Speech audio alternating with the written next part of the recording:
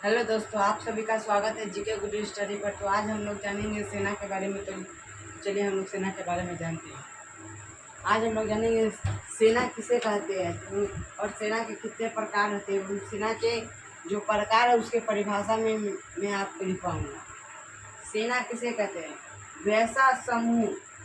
समूह कहने का मतलब है कि 1 2 4 5 6 लोगों जब एक साथ मिलकर बात करते हैं वही लोगों को समूह कहते हैं।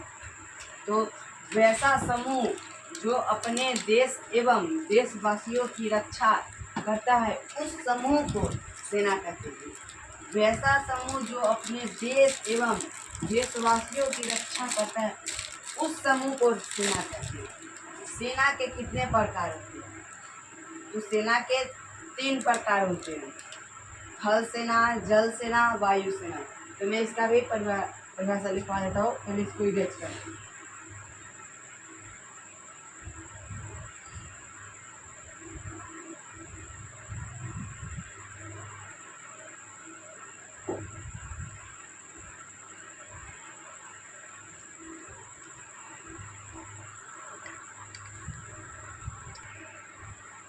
तो मैंने थल सेना का परिभाषा लिख दिया है। तो थल सेना किसे कहते हैं?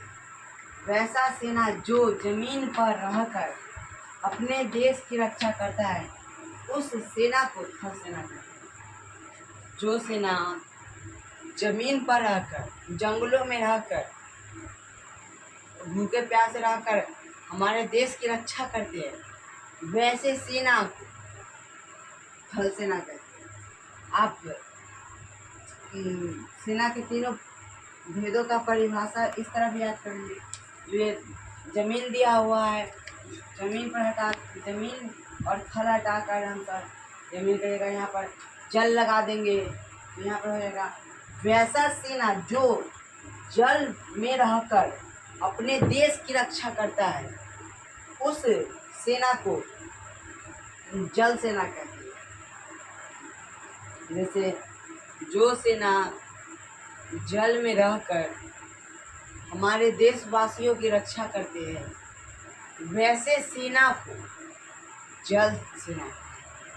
और फिर यहाँ पर जमीन हटाकर आप ये भी कर वायु लगा सकते हैं और थल हटाकर वायु लगा सकते हैं।